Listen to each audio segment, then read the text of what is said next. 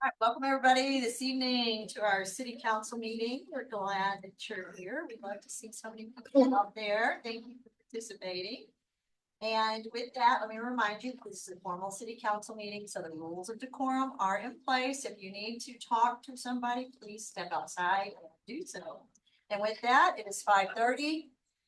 I call our meeting to order. Please stand for the pledges.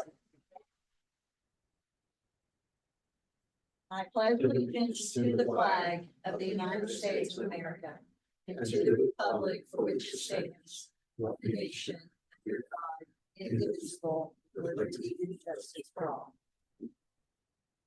Honor the Texas flag. I pledge allegiance to each Texas, one state, under God, one. Please be seated. City Secretary, we have a quorum this evening. Councilmember Escobedo is out due to illness. Proof of notice of meeting, please. Proof of notice of meeting was posted by 2 p.m. on August the 12th, 2026. Wonderful, thank you. All right, if anybody's here for public comments, the way that works is you'll come up to the podium, state your name, your ward. You'll have 3 minutes to speak, and then the timer will ring. Remember, during public comments, council cannot respond to you. City Secretary, are there any public comments this evening? No, ma'am, there are not any public comments this evening. We're going to move on to public hearings. It works the same. If you're here to speak on the public hearing, you'll have 3 minutes. You come up, state your name, your ward, and council will not be able to respond. City Secretary, we're starting public hearings at 5:32 p.m. Public hearing A, to obtain citizen views and comments regarding the first and final reading of ordinance 2026-08-01 and ordinance amending the fiscal year 2025-2026 municipal budget to include additional appropriations for extended pool operations, the interlocal agreement with Alpine ISD for renovation of the Manuel Payne softball field, and airport fuel costs, providing for severability and providing an effective date. Is there anyone here to speak on behalf of this? Okay, seeing none, I close public hearings at 5:32 p.m. Okay, there are no presentations and recognitions. There is one proclamation this evening. Abel, if you'll join me up front, please. And anybody else who is on your team, come on up.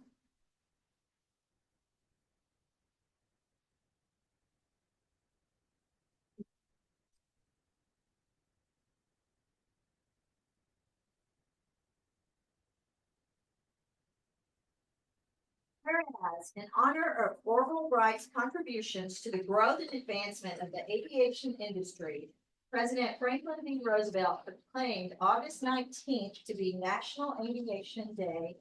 And whereas the aviation industry has continued to grow and advance and is critical to our economy and our way of life. And whereas individuals, families, businesses, and government agencies rely on air transportation to get from place to place, move cargo between businesses, to keep our borders secure, to control wildfires, to support agriculture, and more. And whereas the city of Alpine and the Alpine Casparis Municipal Airport employees encourage and support the aviation community. Now therefore, I, Catherine Eves, Mayor of the city of Alpine, Texas, on behalf of the community, do hereby announce and proclaim to all citizens and set seal hereto that August 19th, 2026 as National Aviation Day. And I encourage all citizens of the city of Alpine to learn more about aviation in our city and to recognize the contributions of the hardworking professionals who support all sectors of this vital industry. In witness whereof, I have hereunto set my hand this 18th day of August in the year 2026. Right. Thank you.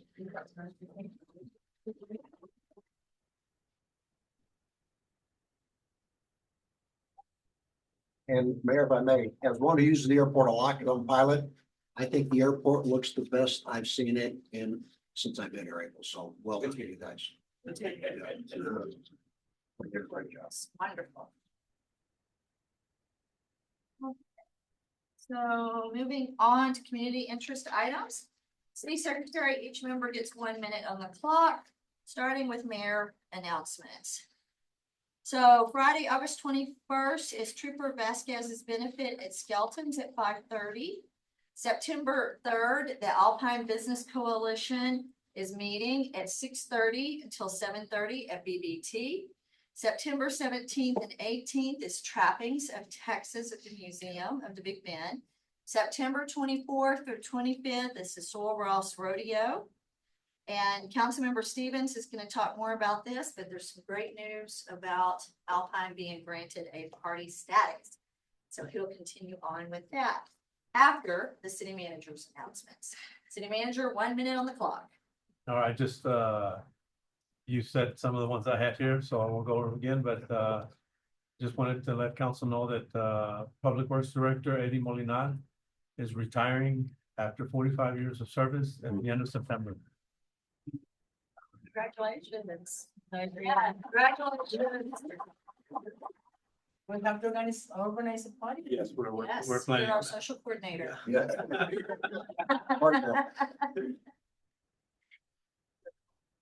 All right, Councilmember Stevens, 1 minute on the clock. Yeah, thanks, Mayor. Yeah, I just want to talk about one item. That's the Mid-Pecos County Water District had the second hearing yesterday. They had a normal board meeting yesterday up in Fort Stockton. Henry and I spent the time driving up, going back, and we're in a packed conference room, relatively small. They have their board members, and the key discussion that we were involved in was the discussion about their consideration for a permit for the Capitan Reef Aquifer, which runs across 3 counties. Where it's Brewster County's the intersection of 6790. And our intent there was to ask for party status. What that means is we're included in the decision process about whatever final decision they want to make. The reason this is so significant is there's a rancher who's wanting to sell up to 25,000 acre feet of water per year from that aquifer. And just to give you some perspective, we as a city, who are the largest municipal water district, of course, in Brewster County, we only use 2,000 acre feet per year. So we're talking about 12 times the amount of water that we're using that they want to pump out, and they're wanting to export it out of the county, out of Brewster County, and into other places. So that was the big discussion. Again, packed house, but the good news is we walked away with them supporting us, and they voted on it, that we now have party status. Brewster County also have party status, and there are a ton of ranchers who have party status. I would tell you the feeling I walked away from the meeting yesterday is majority ranchers do not support it, but that's we'll have to see what the water board does. Thank you. All right, Councilmember Lucas, Councilmember Martinez, Councilmember Portillo. No, ma'am. All right, moving on to changes to posted agenda. Council, are there any items to be continued or withdrawn? Seeing none. Council, are there any items to be removed from the consent agenda for separate discussion? Seeing none. Council, are there any items to be added to the consent agenda? Seeing none. Council, are there any time sensitive items? Okay, seeing none, we're moving on. There are no time sensitive items. Consent agenda, City Secretary. Letter A, approval of the August 4th, 2026 regular meeting minutes. B, approval of the July 2026 invoice for Barukas Law Firm Services. And C, approval of executed absence of Counselor Richard Portillo from the August 4th, 2026 regular city council meeting. I need a motion. Mayor, I move we approve the consent agenda as presented. I need a second. Let's vote. Aye. Aye. City Secretary, council voted unanimously to approve the consent agenda as written. Please remember that Councilmember Escobedo has an excused absence due to illness this evening. Okay, there were no items removed to the consent agenda. We're going to move on to reports and presentations. Please remember that the reports and presentations, you have 6 minutes with an additional 4 that we can add if needed. So City Manager, you have A. All right, tourism update by Director of Tourism, Chris Ruja, and he's online. Hi, Chris. There it is. Hello, hello. Apologies for not being there in person. Came down with a bit of a cold and I didn't want to share it with y'all. Thank you for that. Yes. Um, can you see the slides? Here we go. Here they come. Haven't done this from the distance before. Is this the first? No, it's not. Yeah. All right. Thank you very much. So this is we're looking at data from the visitor dashboard that we've been working with for the second quarter. We're going to be comparing the second quarter of this year with the second quarter of last year. What I've generally been finding, especially as we drill down to specific events with the visitor dashboard, that their samples are just not quite as accurate as I'd really want them to be. And that is largely because we're such a small destination. What they kind of promised was they do all these tests against their large retailer clients and things like that, and test against their own visitor count, and they have this super high accuracy against those numbers, but those are really high numbers of samples. There's a lot of people going through the Macy's in Manhattan, and there's not as many people going through our locations, so the distortions get larger. So when I compare their visitation numbers to what I can get from our events, sometimes it's lower, sometimes it's higher. So I want to give you that grain of salt, but also let you know that due to not having as much promotions money as we would want for next year, I'm gonna actually forego this this product for next year. It's fairly expensive, and while it gives us some good information, I think we can work without it for next year. But moving on to the first slide.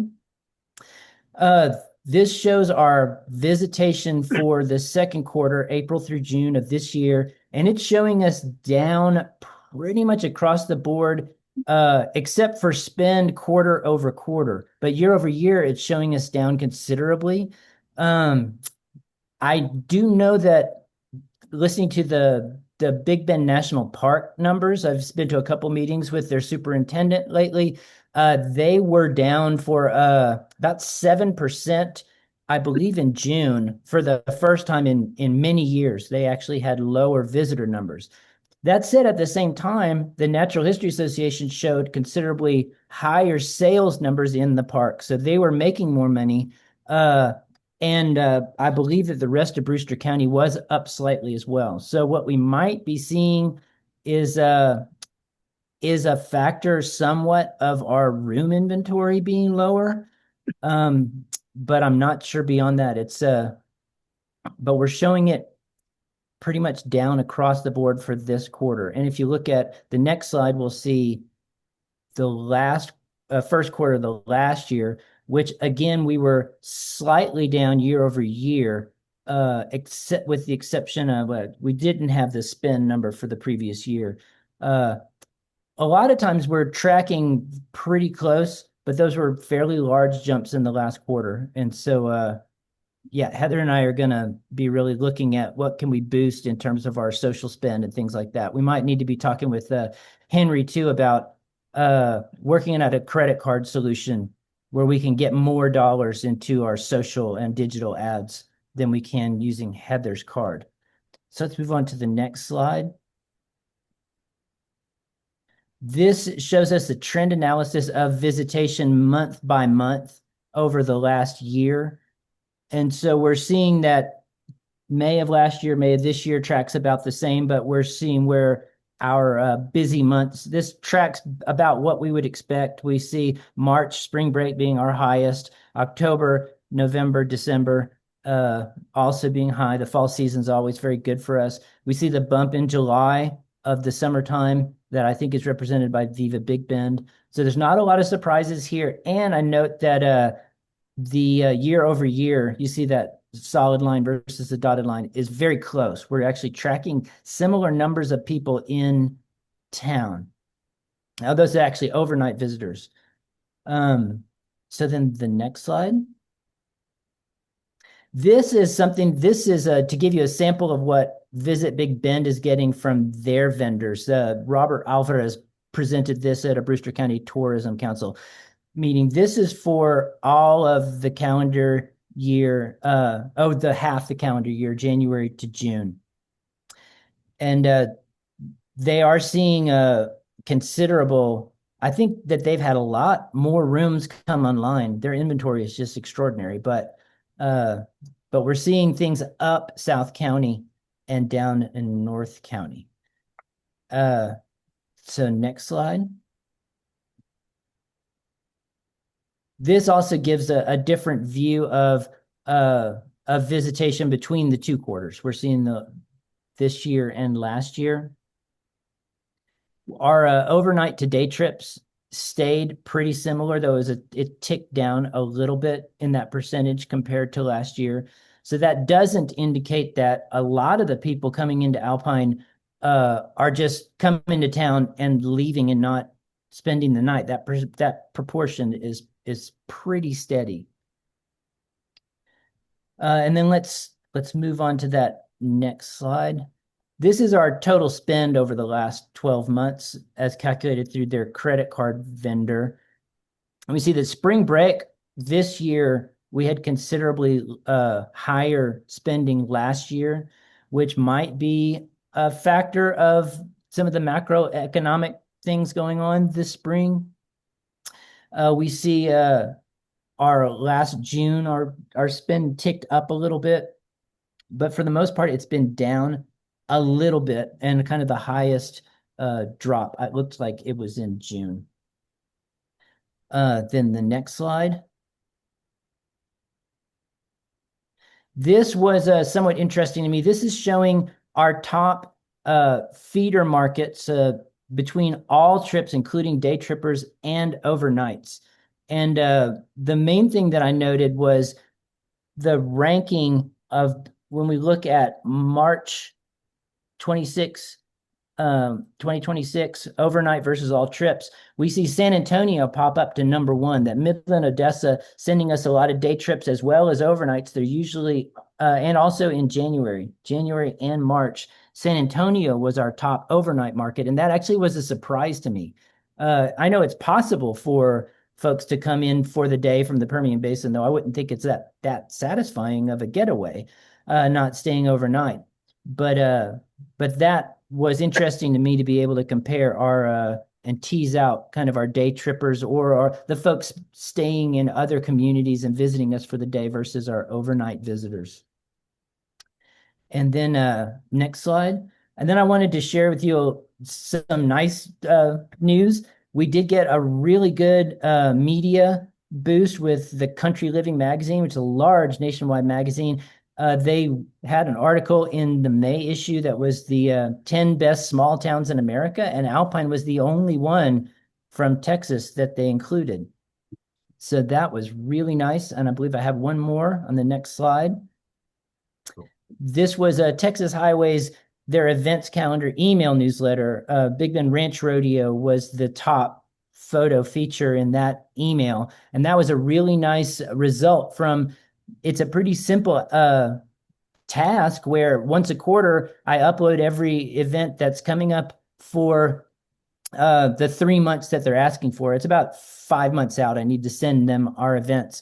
And then we routinely get them listed in the magazine, in the print magazine, and they'll also show up in the emails. And occasionally they'll follow up with me and ask for photography like they did here.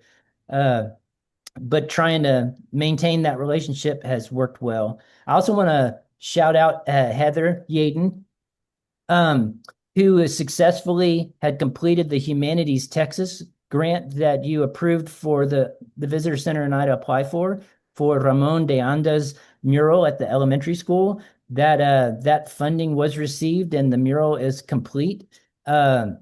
We also successfully got a Texas Mountain Trail Region grant that we didn't come to you because the money never came to Alpine. It was used to buy prints of veterans astrophotography that we put an exhibit in the Alpine Public Library that coincided with the Smithsonian exhibit at the museum. And so that was just another couple of ways we got some a little bit of extra revenue to accomplish some things in town. And that's everything I have to share with you at the moment. And I would certainly entertain questions with the remaining time. Thank you so much, Chris. Love what you and Heather are doing. Absolutely do. Yep. You guys do a tremendous job. Thank you. Thank you very much. Councilmember Patillo, No, ma'am. Thank you. Councilmember Martinez, No questions, thank you. Councilmember Lucas, Councilmember Stevens. Hey, Chris, hope you feel better soon. Thanks. Appreciate it. Thank you. All right, thank you so much. All right, moving on to the next report and presentation. Alpine Public Library update that belongs to our city manager. We have the representatives here. All right, come on up, Don. Good evening. I'm Don Wetterauer, Executive Director of the Library. Casey Costa here with me, our youth services librarian. I'm going to give some updates with the library, and she's going to talk about what's gone on with the kids during the summer. All right. Our annual accreditation report passed the state library, and we are officially accredited for the next fiscal year. Yay. The putt golf weekend in June was great. We had over 300 people during the 2 days of all ages to play putt golf. Everyone seemed to have a good time, and the consensus at the end was, you need to do this again. So I guess that will probably happen. The GED program was funded for the 26-27 grant year. So we're going to keep working with GED students. Remember, the classes are 100% free to eligible students. We get the calculators, the books, then they get vouchers to take practice tests. If they pass a practice test high enough in score, they can get a voucher to take the official test later on. So currently we have 2 students in Alpine and 1 student from Presidio. We held a graduation for 6 students in June. Since the program started, that means we've had 15 graduates. Yeah. I think that's pretty good. To date, the Pearson View Test Center has administered 37 tests in 7 different categories. For the first time just last week, the library hosted a mobile clinic for disabled veterans, and I expect that might happen again. We are working with the Texas Legal Services Center to establish a Texas law help kiosk in the library. The kiosk will provide a public access point for online court participation, legal information, legal referrals, and law-related support services.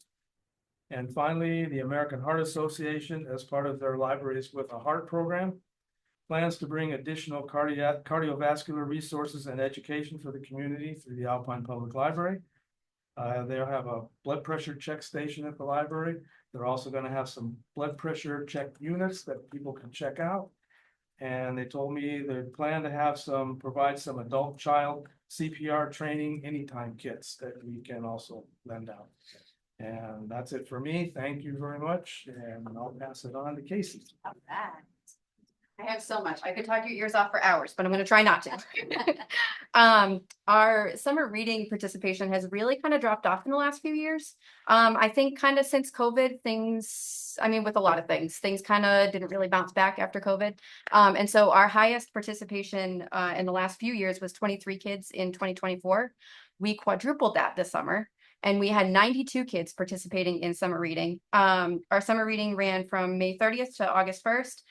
In that time, we had 38 big kids who were reading on their own. They logged 525 days read and library programs attended.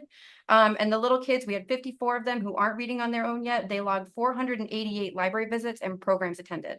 The library was open for 52 days in that time. We held programs on 49 of them.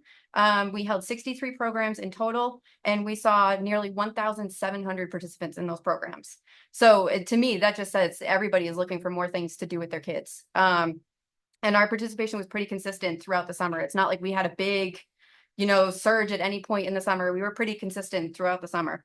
I think the thing that I'm most proud of this summer, besides our participation numbers, is our end of summer celebration on August 1st. We had our Touch a Truck event, and it was so successful. It really was a testament to how enthusiastically Alpine shows up and shows out for Alpine. I called 16 different businesses, agencies, departments in the area. And that was when I learned that almost nobody here knows what Touch a Truck is. So I started explaining it as a petting zoo, but with vehicles. And nobody really knew what to expect, but they all came anyway. And they all came with some of them came with 2 or 3 vehicles. We even had a couple others that heard about it and contacted me and asked if they could come. In advertising for it, I also learned that most of the community didn't know what it was either. So we really had to work hard to get the word out. But despite that, nearly 350 people came. And for 2 hours that morning, we had horns honking, sirens blaring, the silliest phrases you can think of over those vehicles' loudspeakers. We're all going for 2 hours. I really want to mention everybody who brought vehicles, because I think it's so important that all of these people are involved in the community. We had AEP, Alpine ISD, Alpine Police Department, Alpine Fire Department, the U.S. Army Bulldog Battalion of the 101st Airborne Division out of Fort Campbell, Big Bend Amateur Radio Club, Big Bend Telephone, Border Patrol, Brewster County Sheriff's Office, City of Alpine Public Works Department, City of Fort Davis Public Works Department, Emergent Air Ambulance, RH Dirt Work, Clayton and Maddie Sargent, Texas Disposal Systems, TG Fuels, and TxDOT. And a very honorable mention to DPS, who really tried to bring us their helicopter, but it just was not in the cards. And the support for this even went beyond the vehicles. They had me on at the radio to talk about it. The ISD let us use their empty lot north of the library to hold vehicles. APD closed our block of West Sol Ross so that it was safe for everybody crossing during the event. They also helped situate vehicles when they all arrived. The Fort Davis Public Works Department provided water for the event, and we wanted to give out lunches to all the drivers who came to show our appreciation for them taking their time out to do that. And Subway donated the sandwiches for that, and True Value donated the paper bags that we gave those out in. Every single driver loved the event, and I think this is going to have to be an annual thing, because every single one of them was talking about what they're going to bring next year, and they should have brought this, and they wish next year they'll bring this. And every family that I talked to loved it. They're all asking me when we can do this again. So I think it was such a fun experience for everyone. I saw parents climbing in vehicles. It was just so fun, and I feel so privileged to be able to help create those moments for families. So what comes next? Right? Because now we're here. Our programs went so well over the summer that we're going to continue many of them year round. Baby Songs, Toddler Time, and Cuentos en Espanol will continue weekly, and Tech Tuesdays, Play-Doh parties, and Lego Club will continue monthly. We've also been awarded the Texas Book Festival grant once again, and we bought nearly 450 new kids books with that. About half of them are for about elementary school age kids. Those will fill in the gaps in our collection in the series, so that kids can read most of our series from beginning to end without having to miss a book. And the other half are fun new picture books and board books that are geared towards helping families create and continue the habits of reading to their kids. I mentioned last time I was here that we received a grant to become a designated family place library. So now that summer's over, we're turning our focus on that.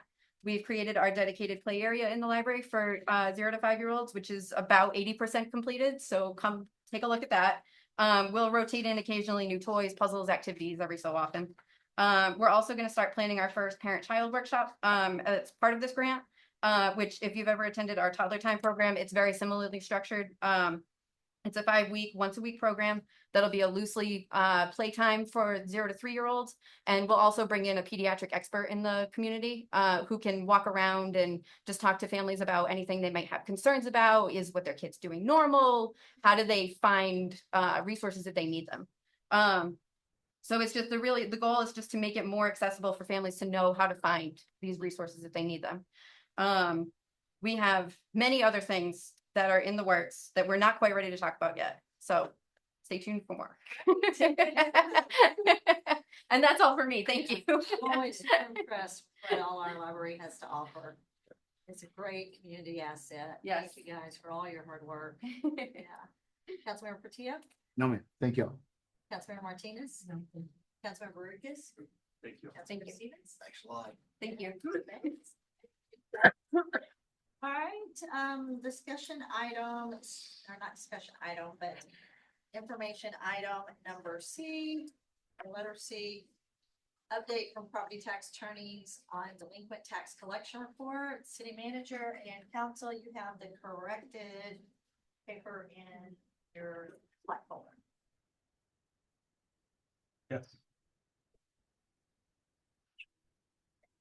We have Tara Molinak from the firm Purdue. Well, good evening. It's a tough shift from touch a truck and tourism to delinquent property taxes, but we're here and we're excited to have an opportunity to visit with you a little bit and tell you what we do for you. We are working very hard in the background, but you may not know we exist or what we're doing. So that's what we're here to do today and to give you a report on what we have been working on this past year. Also have with me Mr. Greg Garrett. He's an attorney out of our Midland office. So well represented here today out of West Texas. And I office out of the Midland office and also San Angelo is where I'm mainly based. So I'm thankful for the opportunity to visit with y'all, and I'll try to make it fast yet informative, and we'll be happy to answer any questions that y'all have. At the beginning, I just put our mission and vision of as a firm. We've been in business for 56 years and we exclusively work governmental receivables. What I think is important, our vision is to make sure that every community has resources that y'all need to prosper. Especially during budget season, we know how important every dollar is. So that's important and it's at the forefront of what we do for y'all. Also core values, most important to me is keeping people first. We deal with your taxpayers on a daily basis. It's important from my standpoint at the firm that we do treat your constituents with grace and understanding, and we really do work with your taxpayers. We offer payout agreements if possible. I know delinquent taxes, it sounds really harsh when we're, filing lawsuits, but we really do try to avoid that. We are not a litigious firm. We do everything we can to resolve these matters without litigation. So I think that's important to know. Lawyers don't always get a good rap, but there are good ones out there. This is a look at your team on the next page. Molly LaRue is out of our Midland office and Wichita Falls. She couldn't be here today, but we have offices across the state, 62 attorneys. If I don't know something, if Greg doesn't know, I know who to call. And sometimes it's not what you know, but who you know. So we are able to utilize that because we have so many offices and individuals that we can reach out to. The next page, this is the fun part, the map. We're looking at the 2024 tax year tonight. That's what we're reporting on to kind of give you an idea of where we are. The reason why it's 2024, which seems like a lifetime ago at this point, it's the first full tax cycle that we have to show you. So July 1st to a little bit after July 1st of 2026, it gives you the full year. The way the property tax cycle works in Texas, a tax lien attaches on January 1 of that tax year. Those taxes, the bills don't actually come out until the fall. So your tax bills come out that fall. They don't become delinquent until the February after. And then they're not turned over to your attorneys until the July after that. So it's a pretty long cycle. That's why until July 1st, we did not even have your 2024 taxes. So we're always working about a year and a half behind when those taxes were actually attached to the properties. In July of 2025, your turnover, and what that means is taxes that haven't been paid, essentially, that are turned over to our office were $140,000, and that's just for the city. We represent all the other entities here in Brewster County, so this is just your number. And I think it's important too to note that is base tax only. So once your taxes go delinquent, penalty and interest is added on. That's not something we create. The legislature created penalty and interest structures. Those are also added on, but we don't account for that in these numbers. And that those penalty and interest dollars do actually come back to the entity. We just don't count that as our number. I think it kind of bolsters the numbers a little bit when you start adding penalty and interest, and it's not a true reflection of what work we did for you. So 96,000, that's what we collected for you on that particular tax year during those dates. And I'm an English major because I found whatever major did not require math for me in college. So 68 would have been my grade in a math class, but it's not failing for your tax collections. This is a debt. It's an outstanding debt. And so 68% is a really good number. 60 is really what I like to see in a year. And so with us getting close to 70%, it's really good. We're still working prior tax years. We're still working 2024s. We'll continue to work those. But as of that date, that's where we were. Outstanding about 44,000. But keep in mind that base tax remaining, they could be in a payout agreement. They could be making monthly payments. If they're in a payout agreement, we cannot foreclose. We cannot take them to sale. So that number could be reflective of that. Deferrals, it's another option the legislature offers for homestead properties. If you're over 65, it's a homestead. We cannot proceed with litigation. So that number is not indicative of the entire situation. Some of those dollars are still outstanding, but there may be a reason for the other ones. So we're still working on those accounts, but I'm really, really pleased with what we have been able to collect for that tax year.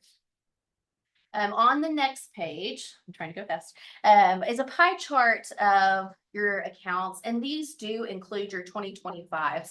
So 2025s again, just turned over to us on July 1st. So we've just started working those.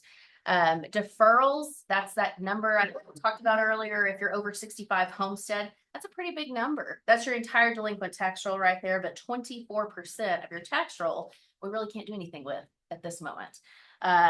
Litigation, we're not a litigious firm. If we have to go all the way to litigation, that's kind of a failure of our collections process, but sometimes it happens. To give you an idea of what gets us to litigation, we will send out letters, call, we do address research, we do everything we can to contact the taxpayers before we file suit.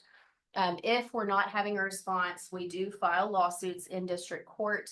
We'll obtain a judgment before your district judge. Once we have a judgment, I have to wait 30 days, and then we can sell it at a public tax sale. So if you ever see the notices of tax sale on the courthouse steps, that's where we're at.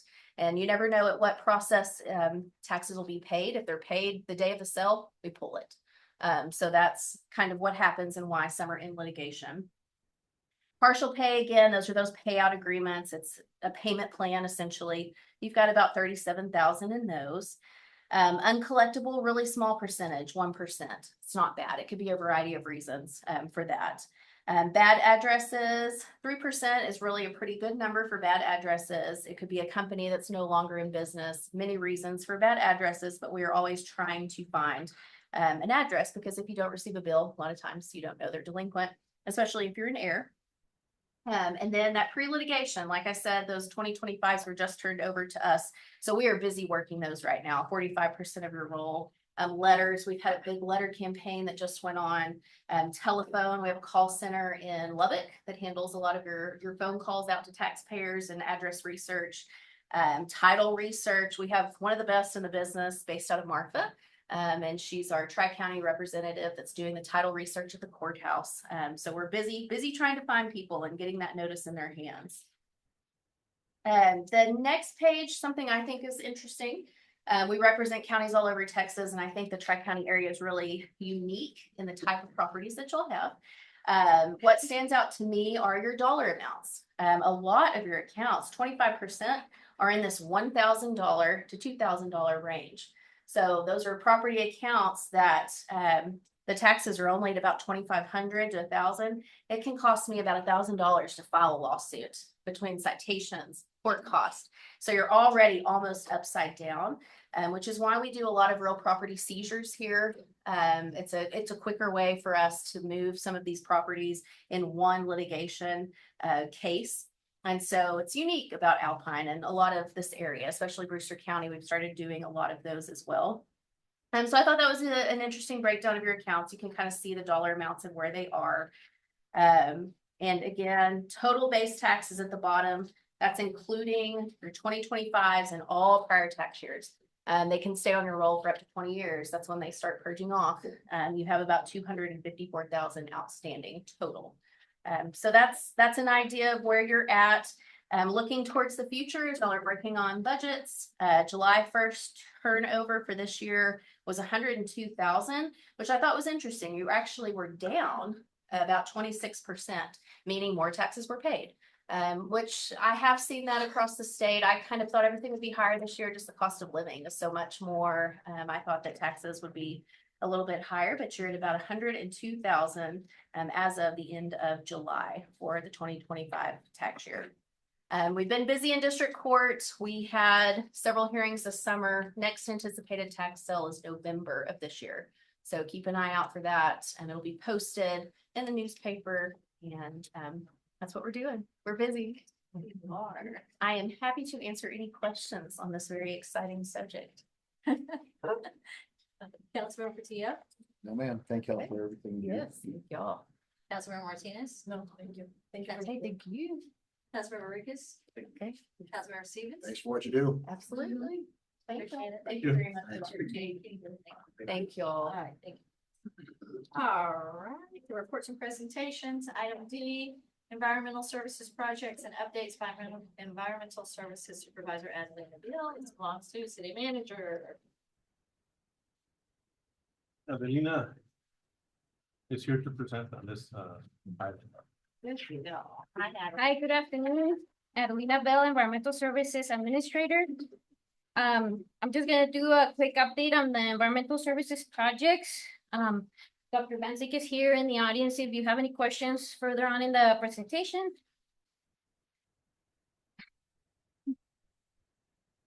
So these projects, if we can go to the next slide, Abel. These projects are the projects council wanted us to start back again. Just a little background, these projects approximately began 24 years ago by multiple nonprofits, organizations, Soros faculty and local scientists. But in June 2021 is when we actually started moving forward with this.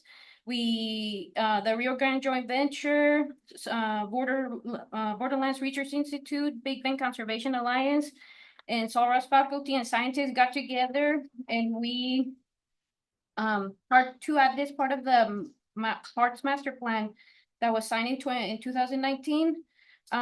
We signed an interlocal agreement with Soros in 2021 for 30 years. And I don't have it in here, but I think we've seen it before. And it's give us the rights, I guess, to work on these projects in their property.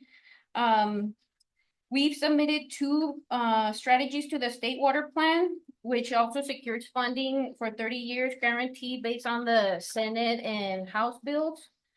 I checked, we had a meeting with the Rio Grande COG and a representative at Texas Water Development Board back in June 12th, 2026. We just wanted to check because we were told that they had removed us from the plan because there was miscommunication between the previous administration. But I checked with them, we're still in the plan, so we're still eligible for funding. Since we started these projects, I have updated the timeline, which is in this presentation. Once after this meeting, we're gonna send that to the State Water Development Board. That way they can keep us updated in the plan and how along our projects are working. So the first strategy is irrigation application and capture of rainwater runoff. And the second strategy is modification to the wastewater treatment facility and irrigation system. And like I said, we are eligible for a 30-year guarantee funding. The House Bill 500 that was passed in 2025 and signed in June 2025 would be the funding we would apply for these projects. So the purpose is to utilize all the available water, the rainwater runoff and treated effluent for grassland and riparian restoration within this area. The initiative will improve wildlife habitat, increase biodiversity, and enhance outdoor recreation of the site. So this summer, we picked up the grassland restoration projects once council approved. Just like a little background, we mesquite grubbed the area back in 2021 in-house, the water department employees and their equipment. But we really didn't know what we were doing, but we tried to grab the best we could and seeded the area. This year, we actually contracted out those professional services and we grubbed the whole area in 3 days and they did a really good job. The seeding was done by West Texas Native Seed Project from the Gilbert Wildlife Research Institute. They stated that in the planting in July, maybe 30 or 40% took, so they could see the grasses they planted. They inspected the area. So we'll wait to see what this year's planting works out, how it works out. So this is the breakdown on both projects on their time. It's $13,000 plus from the West Texas Native Seed Project. This is not something we paid for. There are partners, and this is their time, their equipment, and what we invested. The seed back in 22 was purchased to a grant for the Rio Grande joint venture. And this year, the city bought the seeding, and 8.5 acres were seeded. And we got erosion mats. They were installed after the seeding happened. And I want to thank Mr. Mike Macias, because the water department, even though with all their issues they were having, they still came out for a couple of hours, for a couple of days, and they helped roll out the erosion mats, which helps keep the seed in place and let it grow without animals or birds taking the seed. So the next steps for the grassland restoration, I had a meeting with National Park Service Rivers and Trails and Conservation Assistance Program in July 30th of this year. And this program offers technical assistance to communities in the fields of recreation and conservation. So we are working with them to see if they can help us with landscape architecture and planning. So that would be trail extensions in the area, bird blind installation, and connect both of the rain gardens in this area. The project scope, the next step, strategy number 1, modification of the wastewater treatment plant facility and irrigation system. So the goal is to reuse the effluent and share it between the golf course and these projects. We are looking into possibly refurbishing a tank that's located at the wastewater treatment plant. And then we also have an old pump that we can use and see if we can start doing the plumbing in the water lines to the creek and to the ponds south of the lodge for the restoration project, but also for the aquifer recharge, potential aquifer recharge. Also the creek restoration, what we want to do is install a drip irrigation along the creek edges, plant new cottonwood trees from either those old cottonwoods or from other cottonwoods in the area, and start establishing these native trees. And then once they're established, come in and start cutting the invasives. That way we can restore the creek and make it prettier. Okay, and then the next step for strategy number 1, irrigation application for capture rainwater. We had a meeting with TxDOT last month. They're helping us with the Keep Texas Beautiful TxDOT Governor's Community Achievement Awards. Keep Up on Beautiful was awarded $130,000 in 2024. And we started these landscape projects with TxDOT. TxDOT has a side-along program called the Green Ribbon. They have $1.4 million that they're going to use in the area. Not all that money is going to be used in Alpine. Some of it is going to be used in Fort Davis, closer to the McDonald's Observatory. So it's basically like a facelift, fixing the plants, replacing dead plants, and making it prettier. One of the areas that we're looking at is the rain garden on Hendricks Loop. The city took that over a couple of years ago, and we planted a couple of trees, but they're going to design the landscape. And when Texas resurfaces the loop, they're going to do slants, so the rainwater actually goes in the rain garden, and we use it in the trees and the plants in that area, instead of just going straight down the street and then into the creek. The other area they're going to fix is the green medium between Soros and McDonald's on the east side of town. They're gonna, where that welcome sign is, they're gonna remove all the dead species, all the invasives, and redo the irrigation and make it all pretty xeriscape. So it's gonna be less mowing, less maintenance in that green area.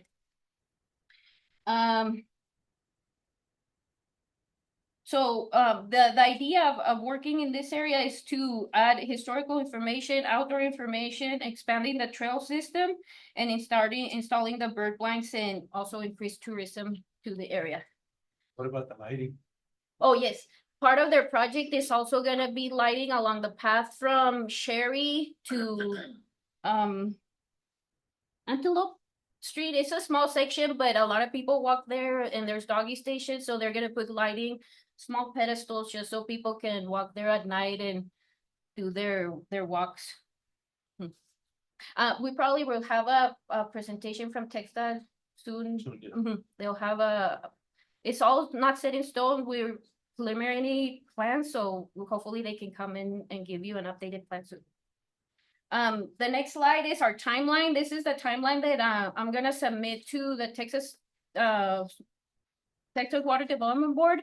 It's tentative, but you can see so far what we've completed and what we're planning on doing. The dates and times are every 6 months, so there could be some change in there. And then the next slide, that's the project area. The green area is the grass restoration. The red lines are the proposed trail extensions. The blue lines on Hendricks Loop and on the parking lot by the pool, those are the rain gardens. The purple line is the effluent that comes from the wastewater treatment plant to the tank by the golf course. And everything from the east from there is tentative to take that effluent to the creek and to the pond area south of the lodge. The orange section, that would be the creek restoration, what we will be focusing on. And the next slide is the Crocodile Lodge ponds, and this is where we're trying to do a potential aquifer recharge with our project. And Dr. Benzik is here if you have any questions for him. But it would be this area. Back in 2021, the GIS class mapped this area with their equipment and did a topographic study, and they did an initial work on how much water we would need to maintain the water on the surface, but also slowly flowing, so it's moving and it's not stagnant.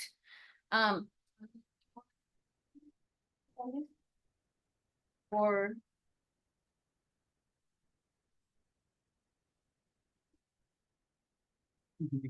Is that okay? Yeah. Oh, yeah, thank you.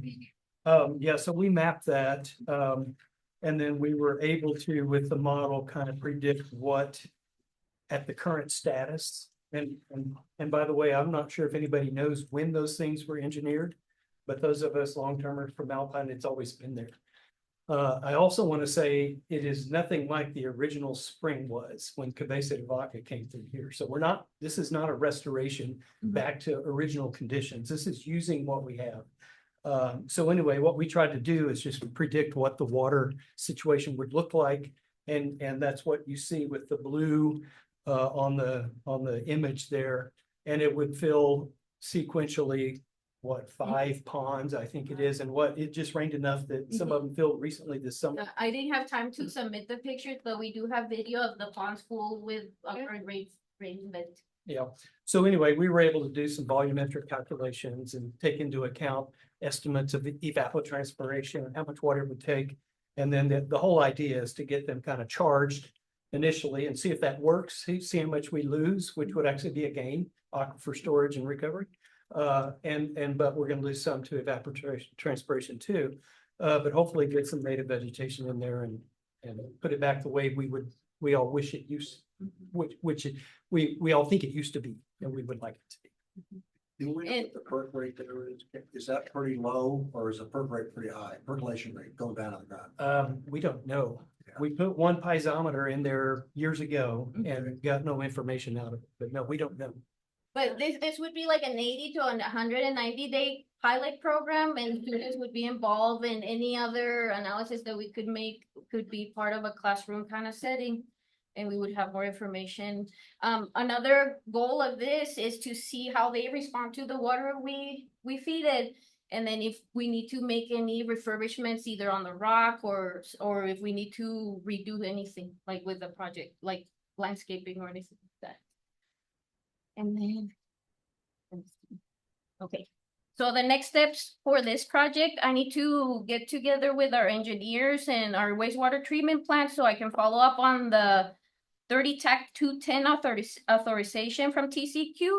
We want to know everything, every responsibility that the city will have on this water, because if we have surface water, we want to have proper labeling, proper warning signs, because it's still treated effluent. It does sustain life, but it's not for swimming, it's not for drinking, so we need to have all those precautions in place, and decide how we want to move ahead. Let's see.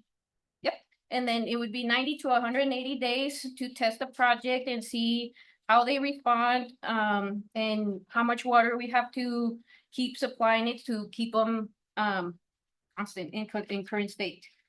And like I said, depending on the results, we need to modify the area, restore it to fit to the restoration concept. Continue surface monitoring. It could be like a classroom setting, and then have the data for the Texas Water Development Board on our aquifer storage and recharge part of our report. We request funding from them. And that's it so far. Cool. I love that this project is actually moving along. You feel like you have momentum on it? Yeah, like I said, we all work together, like the native seed group came together like normal, like it hasn't been years. And all the water guys and everybody's available with a lot of knowledge, and it's a really good team. We're still having the whole team, but we're working on it moving forward. Okay, good. Mhm. Councilmember Stevens? Yeah, Adeline, I'm gonna come see you. I'm worried about where we launch fireworks is close to one of your bird blinds. Yeah. We're gonna have to move that to make sure. Yeah, it's screwed yeah, up. when I'll we come were see you. seeding, we seeded the north side of the ponds and we were doing the south side, and I saw all the evidence and I'm like, I need to get with somebody. I'll come see you. Councilmember Lucas? Do we know how much fluid that it's gonna take on average? We have like 180,000 gallons per day, so what we need to figure out if we can share the tank at the golf course or we're gonna have our own tank, but that's gonna have to be a number we have to figure out what we're gonna need. Councilmember Martinez? It seems like you're busy, we're going to be even more busy. That is a great project. Yes, So ma'am. thank you to putting all that in. Thank you. I'm so enthusiastic. Yeah, Go we for it. well, we enjoy it and it's really fun. Yes. Councilmember Portillo? No, ma'am, other than, I know that the effluent golf course does use all of it. Mm-hmm. All of it gets used and then some. So that's something to look into. Thank you, guys. Yes, sir. Thank you so Thank much. you. Have a good day for being here. Thank you, you too. All right, moving on to information and discussion items. Discussion item A belongs to city manager and council. You have the corrected information on 11A in your black folders. Yep. Okay, so city manager. Discussion and possible action to accept the 2026 certified estimate of property values for the city of Alpine as submitted by Brewster County Appraisal District. Okay, you want to begin the discussion for us? All right, the Brewster County Appraisal District has submitted the 2026 certified estimate of property values for the city of Alpine. Chief Appraiser Bill Gonzalez certified the estimate on July 20, 2026, noting that the values assume a conservative approach in which all unresolved protests are treated as being resolved in favor of the property owner. Taxable key figures, the taxable value is not under protest, it's $498,420,418. The estimate taxable value under protest is $64,888,290. Total estimate taxable value, $563,308,627.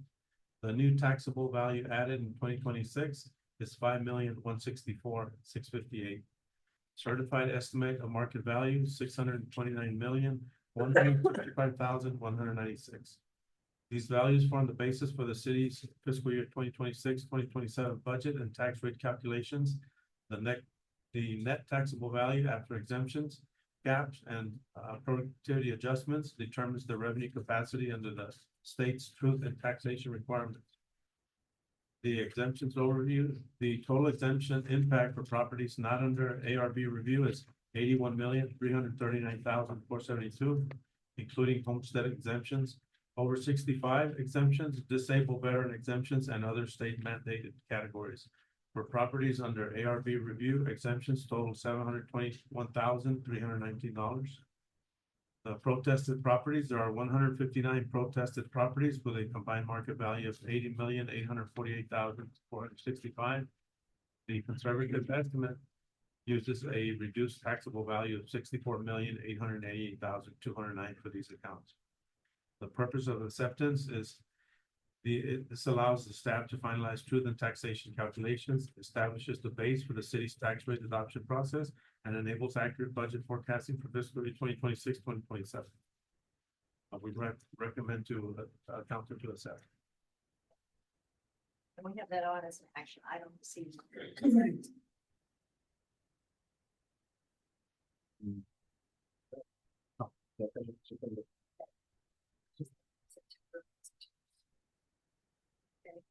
Does council have any questions?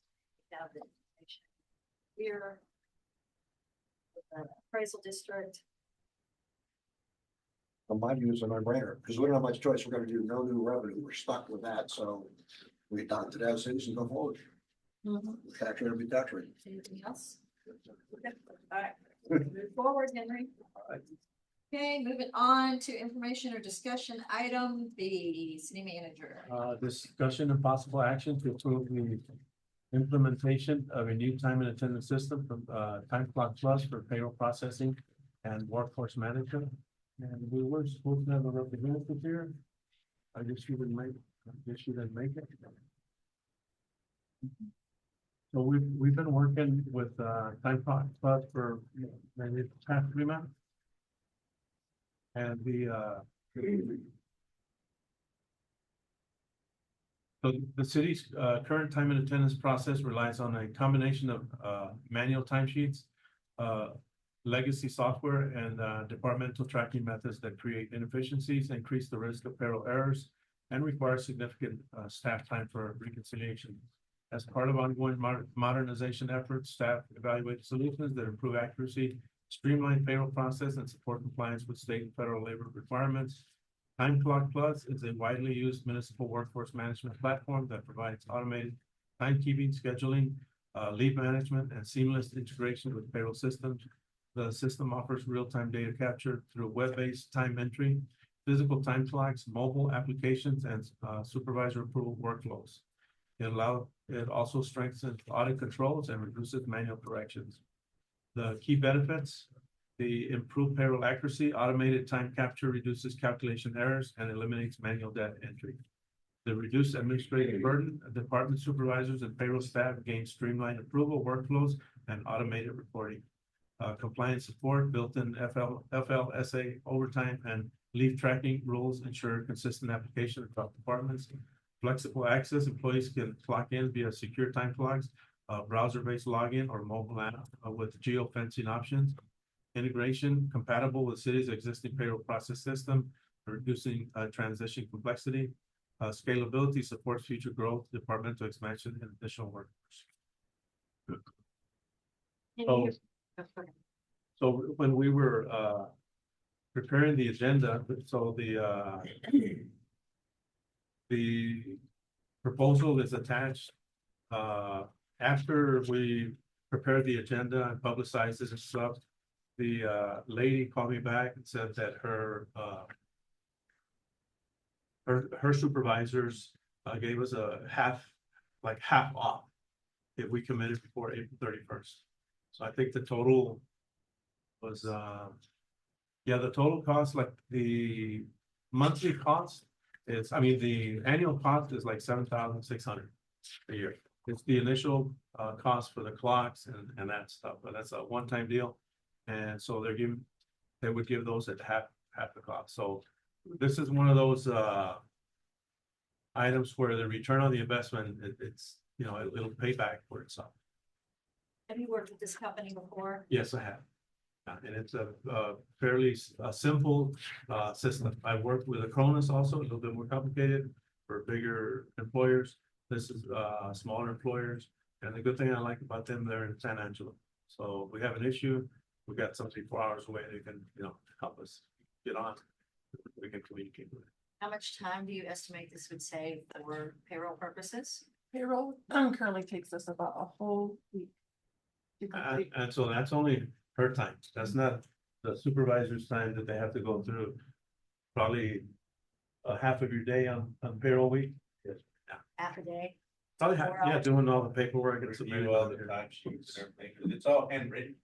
So you wouldn't have to do any of this because it'd be automated. It puts it on the employee. Right, you biometrically with your thumb, you go in, then you put in your code and it clocks in for you. And then at the end, when you clock out, put in your thumb, clock out. If you're out in the field, then you can do it on your mobile. What was the cost at that price? So the half price the total cost here was.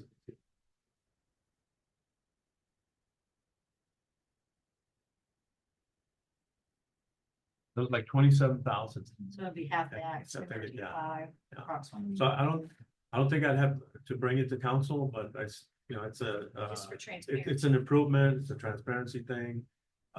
Welcome the city of Alpine to the 21st century. Yeah, and then it'll free staff to do work on something else that we need, catching up.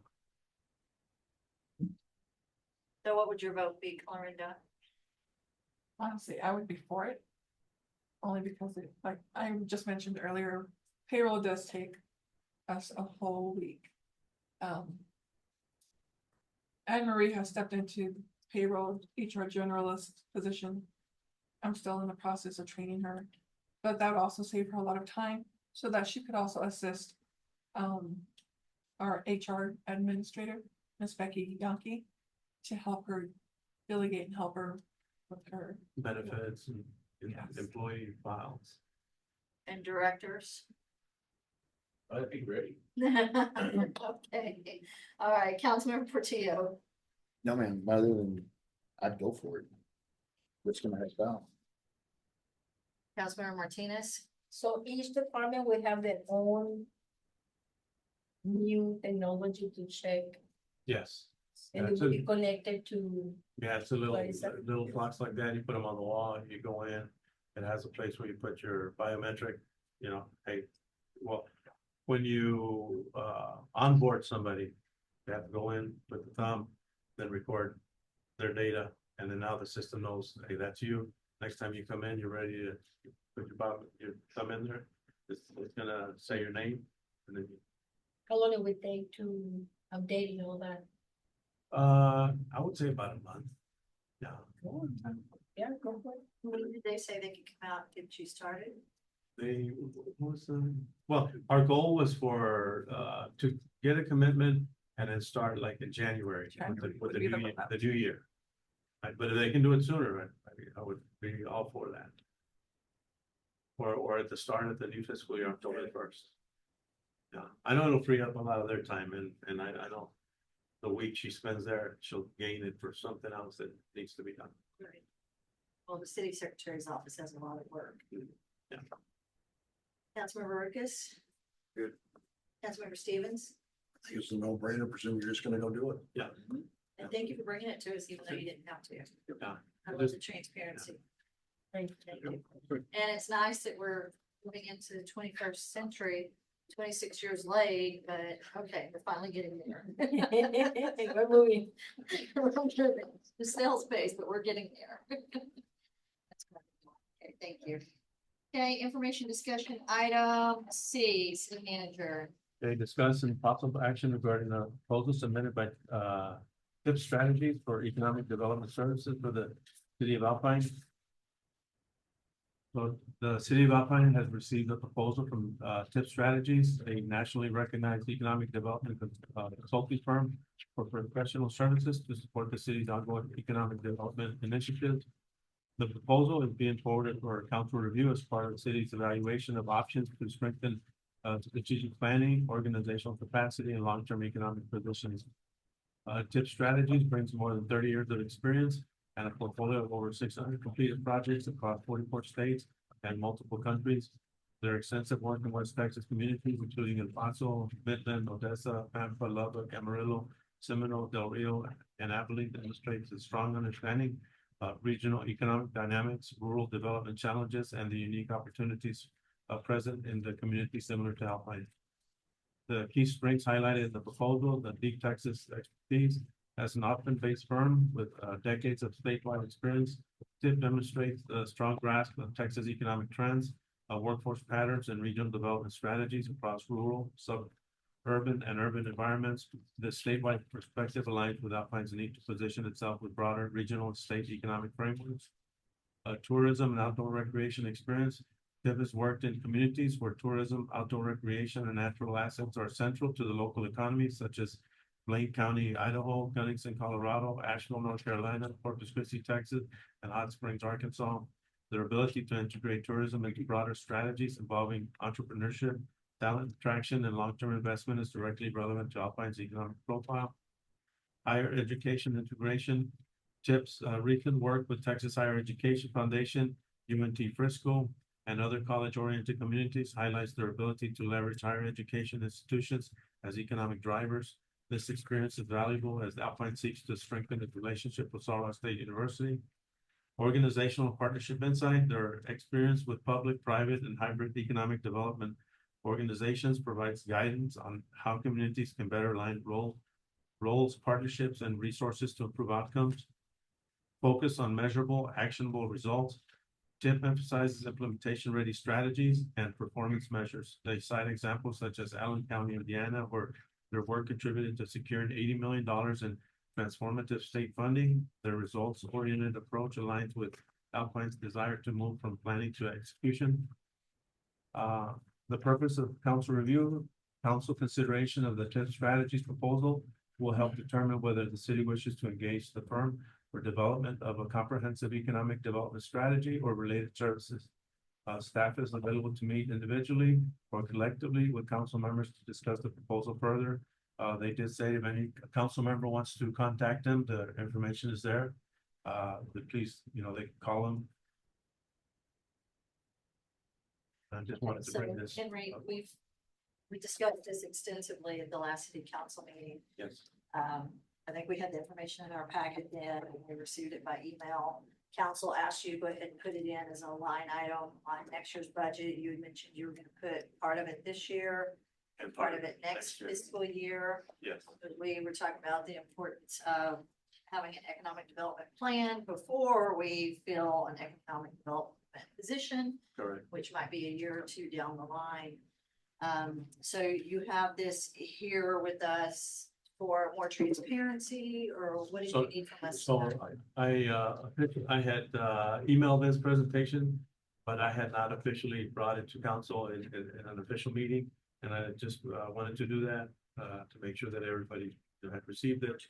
Okay, good. I like that. And you have worked with this company before as Yes. well? That is correct, yeah. Okay, and they helped with, they'll analyze your city, all the metrics, federal, state, local, and then they'll help you prepare a plan, a strategy to go forward, including all entities. And then they'll help, with the painting, federal, state, resources. so we had talked last time about the 2016 study that was done and how that was a good foundation. And actually, some good things did come out of that. Some things did happen, we talked about. And so this is the next step to help Alpine secure its future, making us more independent of whatever's happening down at the national park, bringing in more money, more revenue, possible businesses. I know there's a plot of land for sale over near the Lobo. I believe that's within the city limits across from Swell Ross. That would be a great place that maybe a company could come up with something to do here. All right, so Councilmember Stevens. So I think we've all talked about the need for economic development. I have to admit, I have a bit of a jaundiced view about what value we'll get out of it, but if we're talking $120,000, it's not a huge number. I just hope we get something out of it, because our struggle is, and I looked at all their examples, they're all within a 30 to 40 minute ride of a metropolitan area. We are not, and that's a huge issue for us. So I'll reach out to them and say, what examples do you have of work that you've done for a remote community like Alpine? because I think that it's really critical.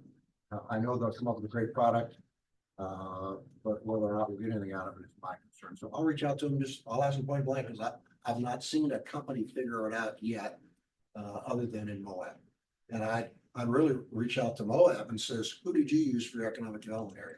They're the closest thing that I've seen to Alpine. All the other ones, metropolitan areas. But I think we ought to make the investment.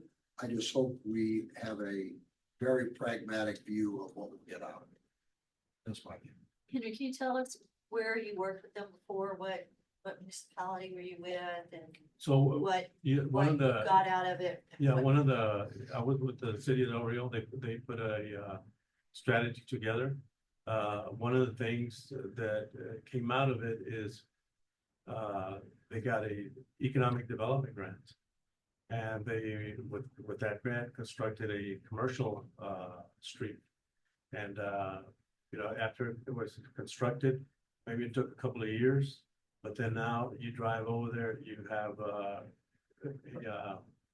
regional border patrol sector headquarters, so a lot of traffic there. You have Walmart there. You have what's the barbecue? Rudy's Barbecue.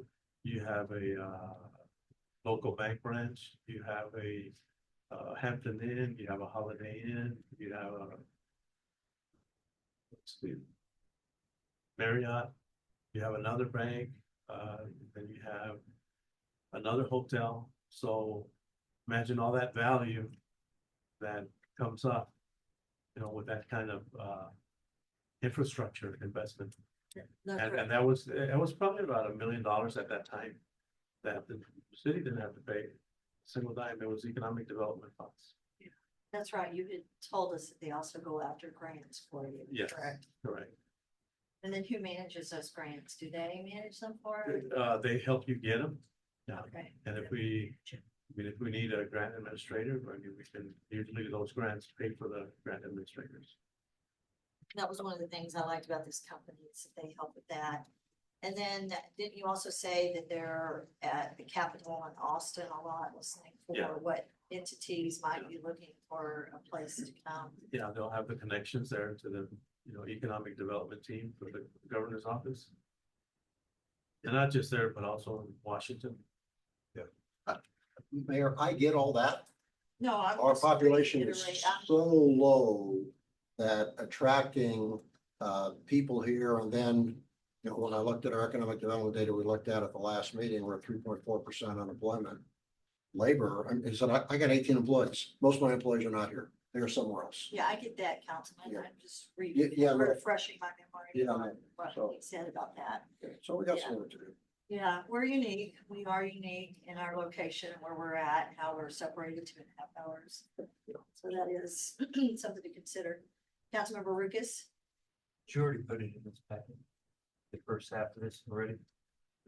Yes. Budget. or- Yeah, how to it is.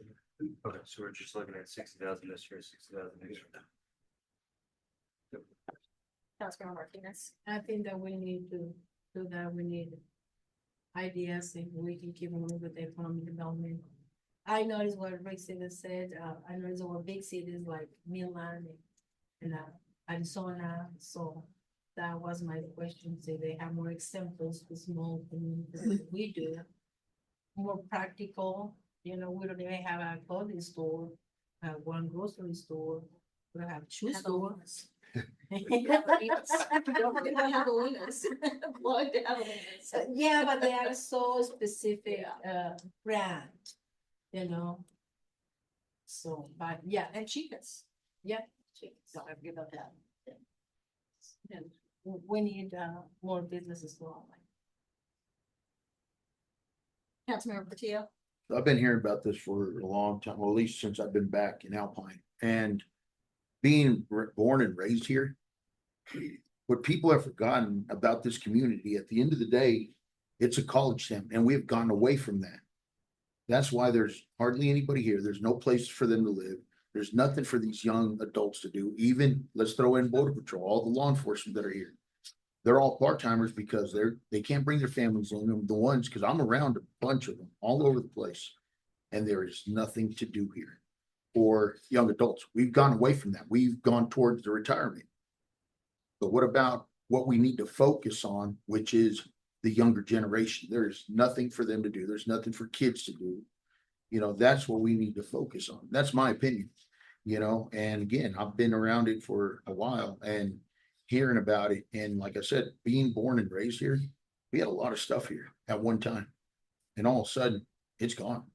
You know, we had, you had Anthony's at the time back in the day, Forsheimers, Coast to Coast. I mean, we had Perry's.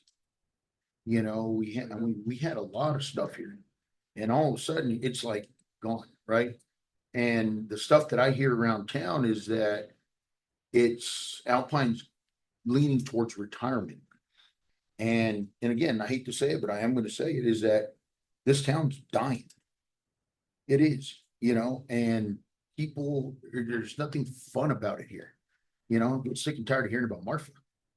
You know, but there's stuff going on over there. You know, my buddy Phil down in Marathons doing great things over there, livening up Marathon. But why aren't we doing anything like that here in Alpine, Texas with the university that's sitting right there? You know, that's my opinion. That's where I'm at. I mean, and I'm pretty sure they can figure that out.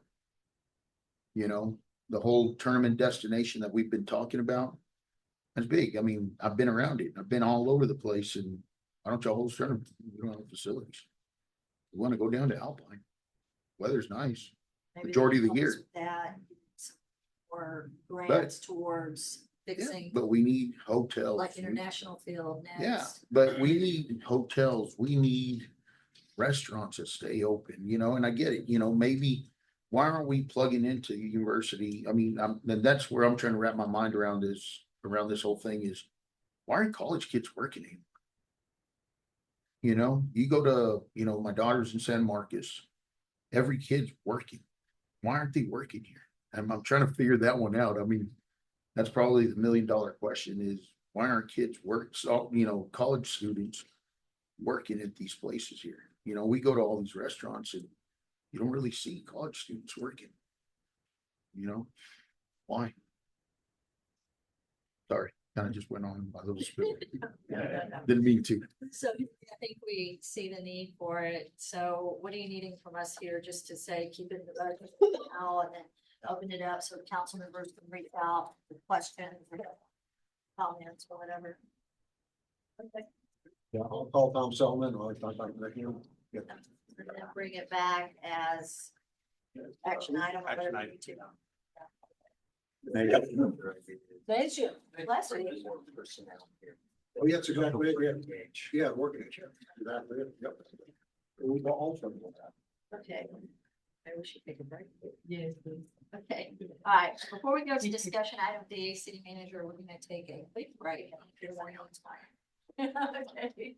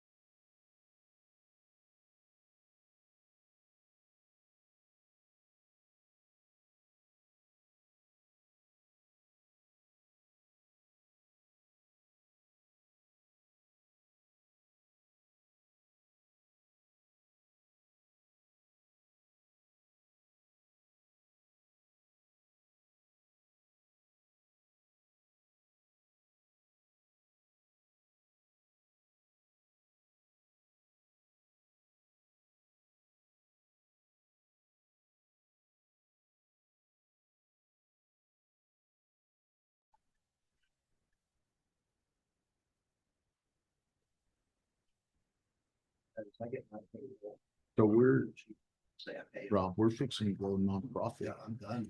A little club, yeah, dude. Yeah. Not any. So that's one thing that we're kind of, Billy's heading it all up. And we are back at 7:05 PM. Information discussion item D, city manager. Discussion and possible action to consider adjustments to the fiscal year 2026-2027 hot grant recommendations by reducing the previously recommended awards by 26,500 to align with the available budget funds. So can I comment? Did I start the meeting? Sure. Yeah. I was gonna give it to Henry. so Yeah. you put it on here. Chris, I'll let Chris do it. Yeah, Chris, Okay. yeah, Chris got a marvelous job. Okay, Chris. Oh, hello. So this, what you're seeing is a revised set of grant recommendations after the appropriation that you approved from the hot fund balance to supplement next year's budget. So instead of cutting the grants by 76,500, it was by 26,500. So thank you for that. And so what the committee did in order to spread the reduction as equitably as possible across all of the different grants was, first, they took all of the advertising column and reduced everyone's appropriation or award by 10%. And then for the remainder, they spread it equally across the promotion of the arts and historical. Let me actually back up for just a second. The two rodeos did not have any advertising, so their sporting events were also reduced by 10% to make that equal. And then they looked at all of the promotion of the arts requests. There were 3, I believe, grants that had no promotion of the arts but did have historical. So we took all of those numbers and reduced them by the same percentage to hit our reduction target. And that's why you'll see in promotion of the arts and historical, all the very strange looking number amounts with a bunch of loose change floating in there. That was to make everything balance properly. But I was very impressed with the committee's clear thinking and really looking at how to make the cuts while minimizing the impact on any one project. Okay, wonderful. Yeah, thanks, Mayor. And Chris, I want to compliment you and the committee, because I believe there are a couple that automatically took reductions to help get there as well, but that was a really well-run meeting. Thank you. Less than an hour, because I expected it to run for a long time. They did a marvelous job. That's So good. HOD committee's really doing a great job. Good, excellent. Hey, Councilmember Lucas. Chris, I really appreciate y'all. I don't envy what y'all have to do and what y'all go through to get this put together for us. Thank you. Thank you. Yeah, I'm glad it's not me actually making the vote because Good job. Councilmember Martinez. Hi, Chris. There are two who they have 0. They didn't get what they want. Like Soros State Athletics, they said total 0. And Theater of the Big Bend 0.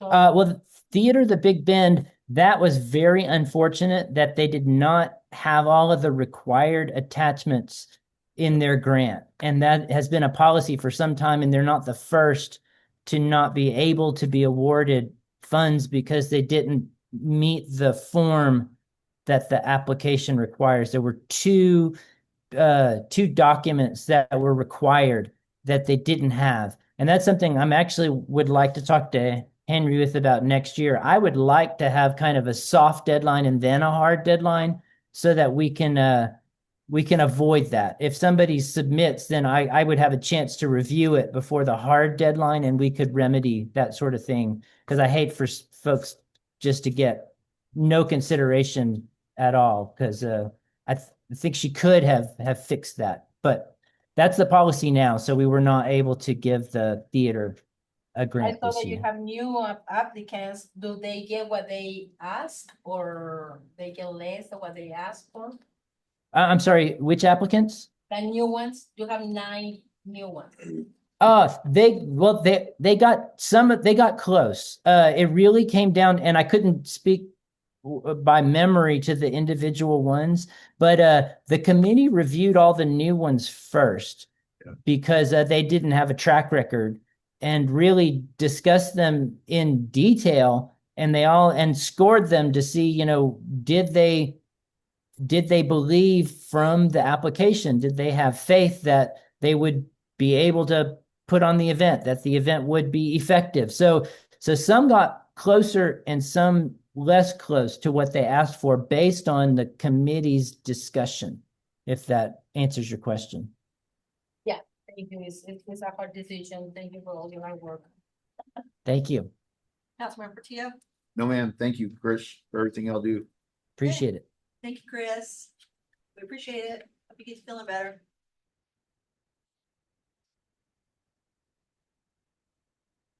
Okay, moving on to discussion and information item B, city manager. Discussion regarding notice of public hearing on the proposed fiscal year 2027 budget for the Brewster County Appraisal District.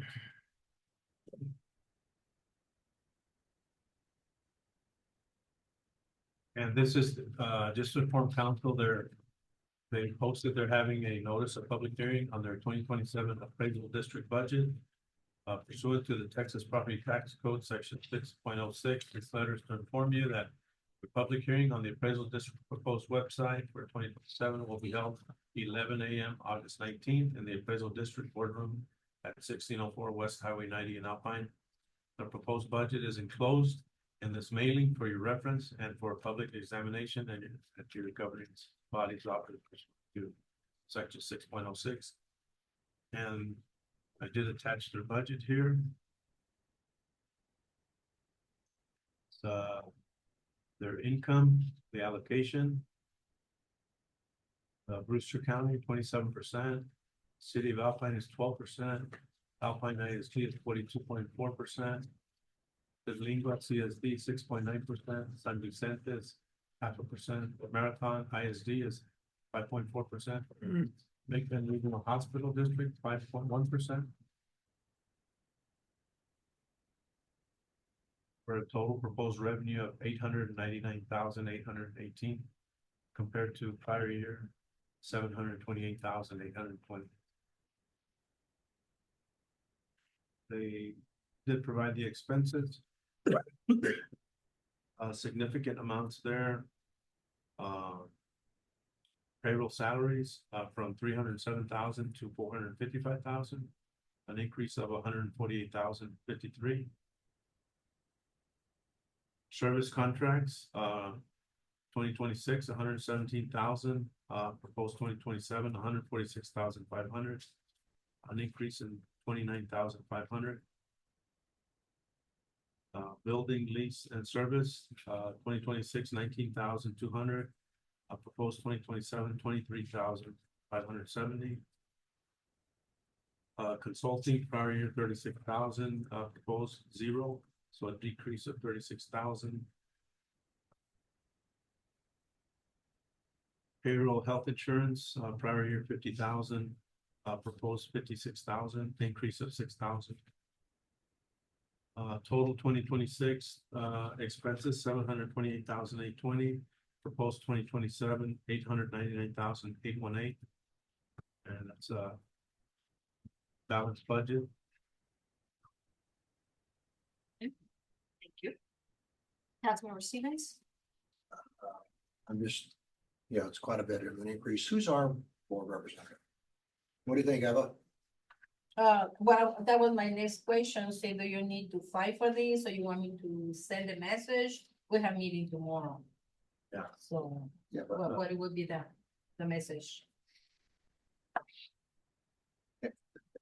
it's a fairly substantial increase, but I don't know, not been involved with the CAD, so I don't know. But it's jacking up salaries. Well, they said the same that we did. They haven't going up so much, so they're going a little bit every year, so they can catch up. And when they catch up, they will stay there. So, but they're in the process to increase it a little bit every year. And they just had it, Mr. Gonzalez, they just hired him not long ago from El Paso. Yeah. So that went up on their. That's probably what's driving the Uh-huh. increase, the, Yeah. additional And, person. and they change insurance, so they have more people, they're hiring more people. So, but, I don't know if the city wants to go and complain or Yeah, disapprove. yeah, I don't know the details of their budget, but I think it's probably the increase in personnel costs is because of increase in the person. See, Well, it's almost 25% increase. Yeah. That's more than a person. You know, so, but I don't know. I know the CAD went through a staffing reduction. Is this bringing it back up so they get their work done? Because my sense is they're all loaded. mhm. And if that's it, I get it. Yeah. Okay, thanks. I'm good. Councilmember Lucas. Councilmember Portillo. I'm good. Thank you for being on that board. Thank you. I appreciate that. Do you have any comments? No. Before we move on? Okay. All right, so let's move on to action items. Action item A, city manager. Approve the first and final reading of ordinance 2026-08-41 and ordinance amending the fiscal year 2025-2026 municipal budget to include additional appropriation for extended school operations, the interlocal agreement with Alpine ISD for renovation of the Manuel Tain softball field and airport fuel costs, providing for severability and providing an effective date. Motion. I move we approve the first and final reading of ordinance 2026-08-01 as presented. I need a second. Second. City manager, lead us in discussion. This is to consider the approval of certain things that have come up. The larger one is the Manuel Tain Field renovation project, which we are partnering with the Alpine ISD. And the extended pool hours, not the hours, the operation through September. And the purchasing of additional fuel. And this is just to cover the appeal. We're trying to get to be more efficient on the year-end close. With Linda's help, we're tasking the departments to not have to purchase any major items in September, so we can, have our POs closed on time and be able to close. So they're doing their purchases in this month. Councilmember Portillo. Mhm. Councilmember Martinez. I'm okay. Councilmember Lucas. Councilmember Stevens. Just a question. So on the pool extension, I had a request from a constituent, so they want to keep it open till October. Yeah, I just, hey, I just put it on the table. What, pool? So how long will the pool stay open then till when? September 27th. September 27th. Okay, well, it's better than we've Close. done before. It's close to October. Yeah. Yeah, Just I know. 3 days. More I know, days. okay. Okay, but that's a month, almost a month and a half more than we've done before. Which is Yeah. wonderful. Yeah, which is huge. One step in the right direction. Yay. You use the pool, Rosalind? Every day. Oh, yeah, they do. Yeah. Yep. Okay. Every day. Good. Yep. Probably gonna get snow in October. Yeah. That wouldn't be bad. Yeah, okay. Anyway, thanks, Mayor. That's all I got. Thanks. All right, any other discussion? Let's vote. Aye. Hi. Aye. City Secretary Council voted unanimously to approve the first and final reading of ordinance 2026-08-01. Please note that Councilmember Escobedo is out due to illness. Moving on to action item B, city manager. Approve resolution 2026-08-07, a resolution approving the 2026-2027 hotel occupancy tax grant awards. Need a motion? Mayor, I move we approve resolution 2026-08-07 as presented. I need a second. Second. Discussion, city manager. The City of Alpine Hotel Tax Committee met on August 5th, 2026 to review applications received during the posted application periods for fiscal year 2026-2027. Applications were evaluated based on their anticipated impact on overnight lodging, promotional and business plans, organizational capacity, diversity of funding, innovation, and contribution to tourism in Alpine. The committee recommends awarding hot funds to 24 organizations and events, including 9 new events. Funding will support eligible expenses related to advertising, arts, sporting events, historical restoration, transportation, and use of the civic center. These events are expected to promote tourism, increase overnight visitation, and provide cultural, recreational, and economic benefits to Alpine. Excellent. All right, so Councilmember Martinez, Oh, but this is good because it's for grants, so go for it. Councilmember Lucas, Councilmember Portillo, I'm good. Councilmember Stevens. I'm good. We just talked about it. Let's vote. Aye. City Secretary, council votes unanimously to approve resolution 2026-08-07. Moving on to action item C, city manager. Approve resolution 2026-08-08 for Jacob and Martin LLC's new general service engineering service agreement. Your motion, Mayor, I move we approve resolution 2026-08-08 for Jacob and Martin LLC as presented. I need a second. Second. Okay, city manager, start the discussion. Consider approval of the resolution 2026-08-08 for a 5-year professional services agreement with Jacob and Martin LLC for general engineering and consulting services on an as-needed basis. Each project will require a separate task authorization identifying the scope, schedule, and cost before work begins. Approval of the agreement does not authorize a specific expenditure. Costs will be determined and approved by individual task authorizations that will be brought to council at a later time when the task arises. Great. All right, so Councilmember Lucas, Good, I'm impressed. Councilmember Martinez, I'm okay. Councilmember Portillo, I'm good. Councilmember Stevens. I agree with Rob. I think they've served us well. Let's vote. Aye. Aye. City Secretary, council voted unanimously to approve resolution 2026-08-08. All right, moving on to executive report, city secretary, 6 minutes with a possible 4-minute extension. So I wanted to say that a lot has been going on with our water infrastructure. So the residents know the $1 million pump has been repaired and is in operation after 11 years of not being turned on, not being used. We have the Mooskie's booster pump up and going, which is good news. The new well, which is yet to be named, but I'll call it Robert's Ford, is still being drilled. We're looking at another 2 to 3 months, possibly before it's finished for a number of reasons, including rock and equipment, generators, things like that, problems that they have had along the way. And we are still getting water from the Cartwright well from that agreement. All that's great news, wonderful. With that being said, please remember that our infrastructure is very old.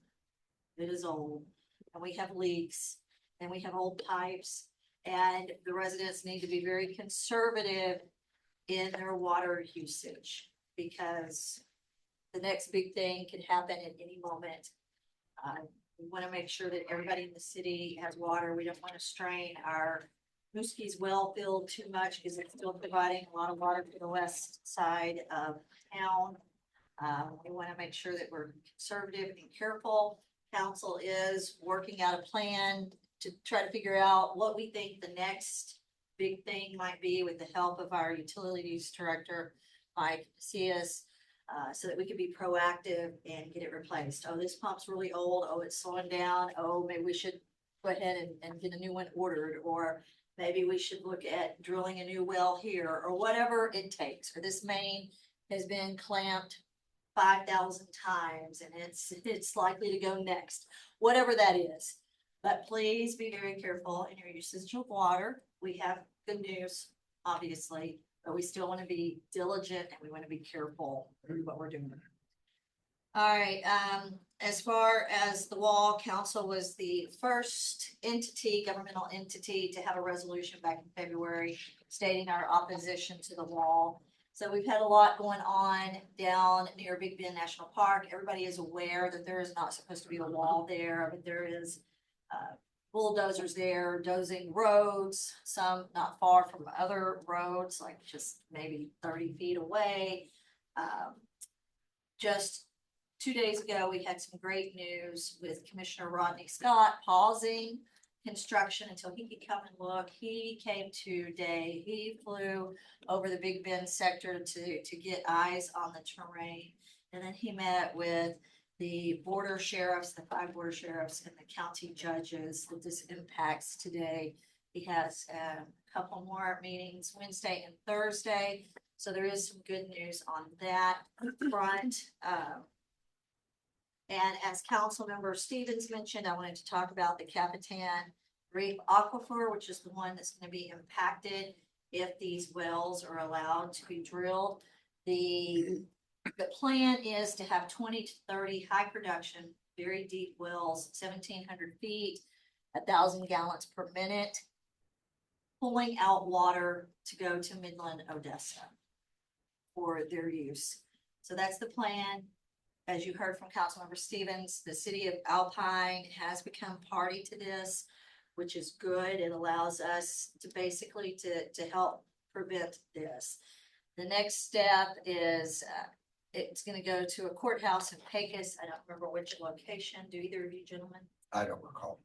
Okay, after discovery, and it's kind of like a lawsuit, so you can kind of picture it. So it has to go through all of that type of things, discoveries and stuff like that in probably 2 to 3 months, I think is what they said yesterday in the meeting. Yep.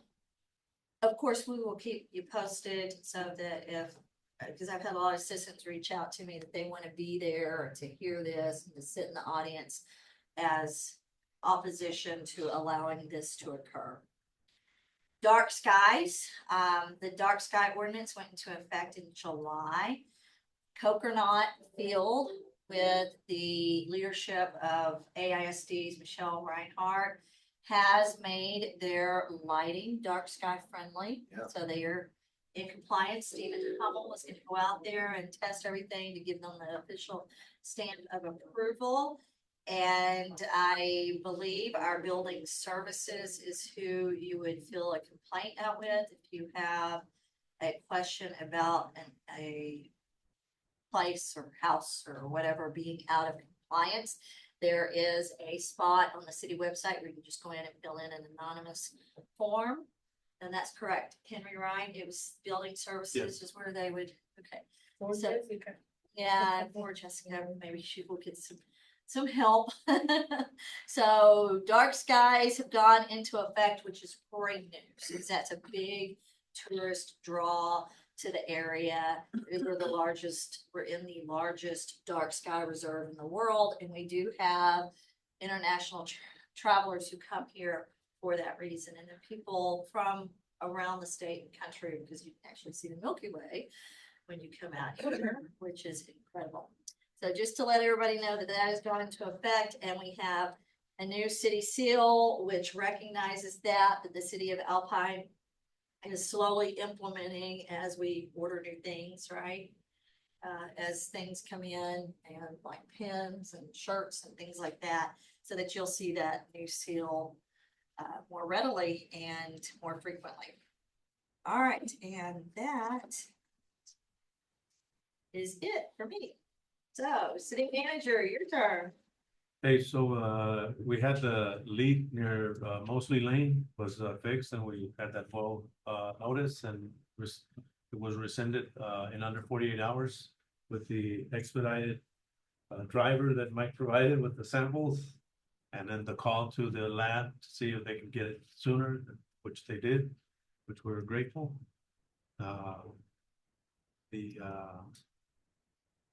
See, we moved to stage 4 as of today. Stage 2, I'm sorry, as of today, and we've updated our website.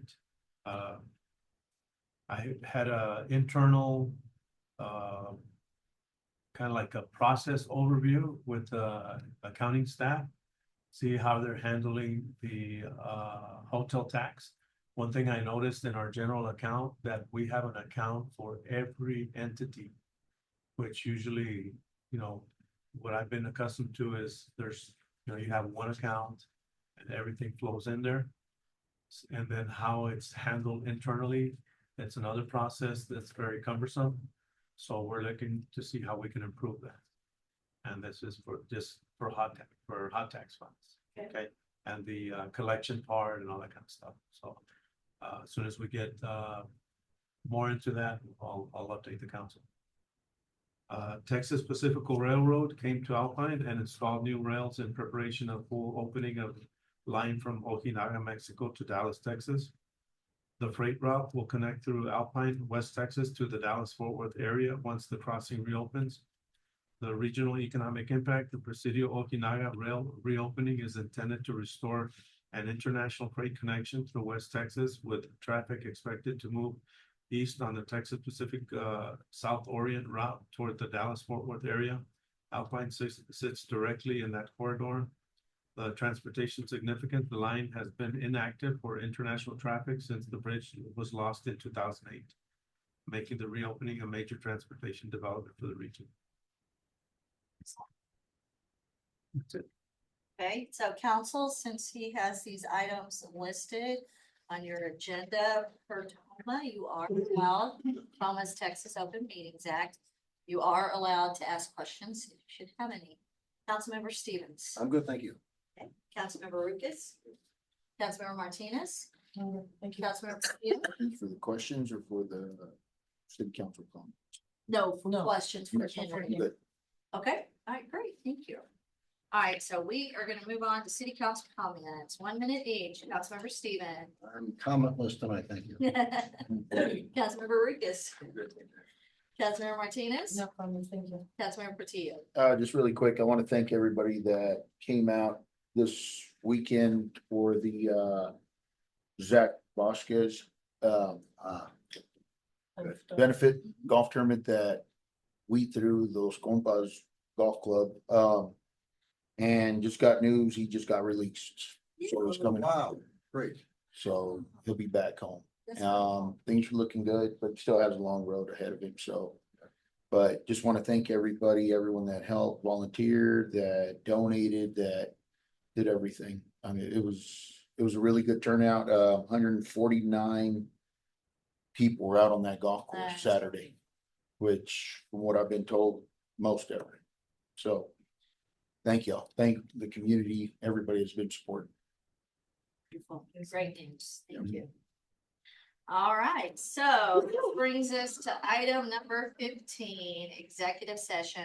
Pursuant to chapter 551 of the Texas Government Code, the city council reserves the right to convene into executive session from time to time as deemed necessary during this meeting for any posted agenda item or to receive advice from the attorney as permitted by law. Tonight, the city council will recess into executive session pursuant to chapter 551.071 consultation with attorney. May I have a motion to recess into executive session? Mayor, I move, the city council move an executive session for consultation with our attorney. May I have a second? Second. Any discussion? Let's vote. Aye. Bye. Aye. City Secretary Council moves into executive session this evening at 7:33 p.m. Thank you. Thank y'all. Thank y'all. Thank you for being here.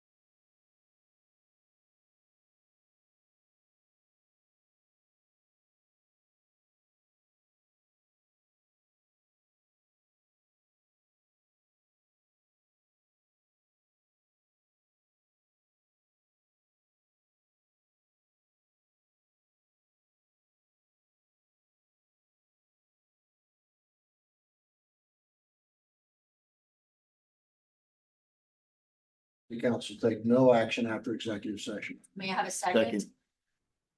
Any discussion? Yeah. Let's vote. Aye. City Secretary Council voted to take no action after executive session, and please remember that Councilmember Escobedo is excused absence due to illness. All right, and with that, we are adjourned at 8:45 p.m. Dun, dun, dun.